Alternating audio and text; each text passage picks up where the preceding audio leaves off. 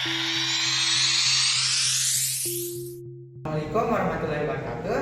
Kali ini saya akan mempresentasikan hasil diskusi kami yang berjudul Pelaksanaan Demokrasi di Indonesia periode 1998 hingga sekarang. Sebelum dimulai, izinkan saya memperkenalkan nama kelompok. Perkenalkan, nama saya Baira Uda Mulyana, absen 6. Saya Dina Riantika Ramadan, absen 10.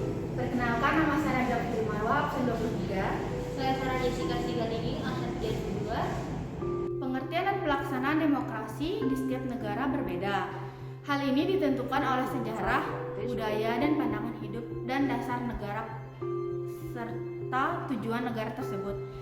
Sesuai dengan pandangan hidup dan dasar negara, pelaksanaan demokrasi di Indonesia mengacu pada landasan ideal dan landasan konstitusional UUD 1945. Dasar demokrasi Indonesia adalah kedaulatan rakyat, seperti yang tercantum dalam pokok pikiran ketiga pembukaan UUD 1945, yaitu negara Republik Indonesia yang berkedaulatan rakyat berdasar kerakyatan permusyawaratan atau perwakilan. Pelaksanaannya didasarkan pada Undang-Undang 1945 Pasal 1 Ayat 2, kedaulatan berada di tangan rakyat dan dilaksanakan menurut Undang-Undang Dasar. Pertama, ada Presiden Soeharto. Masa jabatan Presiden Soeharto sebagai Presiden kedua di Indonesia dikenal sebagai Orde Baru. Rentan waktu kekuasaan pemerintahan Orde Baru berlangsung selama 32 tahun pada 11 Maret 1966 hingga tahun 1998. Beberapa metode indoktrinasi yang dilakukan yaitu: pertama, Soeharto mengizinkan masyarakat untuk membentuk organisasi dengan syarat menggunakan asas Pancasila. Yang kedua, melarang kritikan yang menyatukan pemerintah dengan alasan stabilitas negara. Perekonomian di Indonesia melaju pesat dan perkembangan infrastruktur yang merata untuk masyarakat.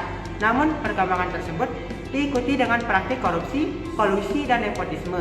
Hal ini menyebabkan kurangnya kepercayaan terhadap Presiden Soeharto dan memicu aksi demo mahasiswa dan masyarakat umum. Demonstrasi semakin gencar setelah pemerintah menaikkan harga BBM di tanggal 4 Mei 1998. Belum lagi terjadinya tragedi Trisakti, yaitu tertembaknya 4 mahasiswa di depan Universitas Trisakti yang semakin mendorong masyarakat menentang kebijakan pemerintah. Besarnya gelombang demonstrasi di berbagai daerah membuat Presiden Soeharto mundur pada 21 Mei 1998 dan setelah 3 dasar lebih menjabat, Orde Baru ambruk akibat krisis ekonomi yang melanda negeri sejak tahun 1997. Sekarang pada masa B.J. Habibie.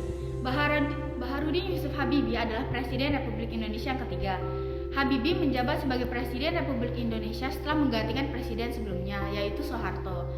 Habibie menjabat sebagai presiden selama 1 tahun mulai dari tahun 1998 sampai tahun 1999. Meski terbilang singkat, Habibie mampu membuat reformasi besar-besaran dalam sejarah Indonesia.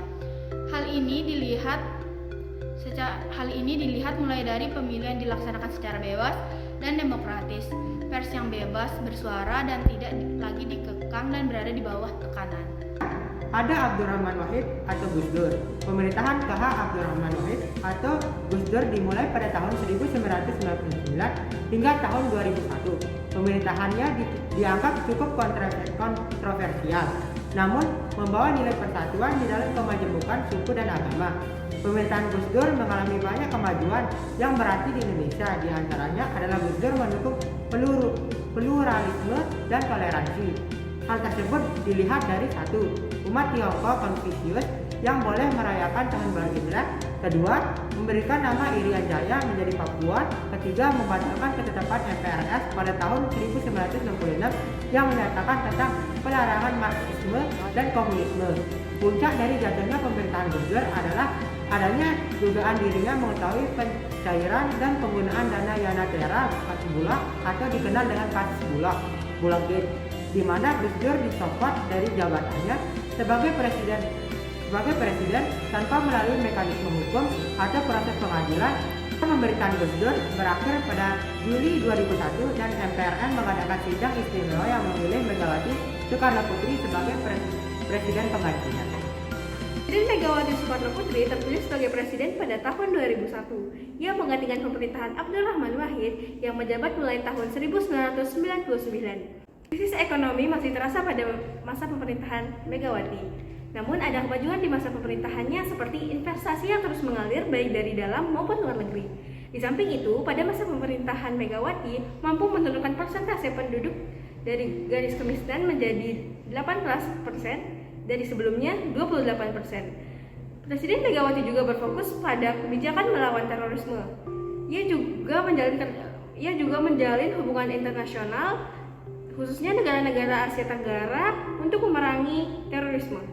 Masa pemerintahan Presiden Susilo Bambang Yudhoyono dimulai dari tahun 2004 hingga 2014. Di masa pemerintahannya ada 2 wakil presiden, yaitu Yusuf Kala dan Budiono.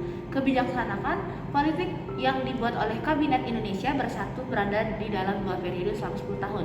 Kepemimpinan SBY, penegakan atau supremasi hukum diberikan porsi yang baik dan besar. Kemajuan pemerintahan SBY tidak sampai di situ saja. Berbagai kemajuan dilakukan di antaranya yang pertama, adanya Badan Penyelenggaraan Jaminan Sosialisasi, yaitu BPJS. Yang kedua ada pendidikan wajib 12 tahun, dan yang ketiga yaitu pembangunan wilayah juga berjalan baik seiring dengan koneksivitasnya. Meskipun banyak pencapaian yang dibuat oleh SBY, namun banyak isu kontroversial yang ada di dalam masa pemerintahannya. Yang kedua ada Jokowi. Insinyur H. Joko Widodo adalah Presiden ke-7 Republik Indonesia yang dimulai dari sejak 20 Oktober 2014 hingga sampai sekarang. Pembangunan infrastruktur menjadi program prioritas di masa kepemimpinannya yang pertama. Pembangunan yang dilakukan secara merata hingga di daerah terluar Indonesia. Program prioritas tersebut diiringi dengan program berupa bantuan sosial seperti Kartu Indonesia Pintar atau KIP, Kartu Indonesia Sehat atau KIS, hingga program Keluarga Harapan (PKH). Di masa jabatannya yang kedua, Joko Widodo mengalihkan fokus pemerintahan pada pembangunan dan peningkatan kapasitas sumber daya manusia Indonesia untuk dapat bersaing dengan negara-negara lainnya. Pada demokrasi, pemerintahan Insinyur Haji Joko Widodo sampai saat ini hak-hak dasar negara bisa lebih terjadi. Misalnya, dengan adanya kebebasan dalam pendapatan, berbebas pers, memiliki pada pemilu. Kesempatan dari kelompok kami, mohon maaf bila ada salah kata. Wassalamualaikum warahmatullahi wabarakatuh. Terima kasih.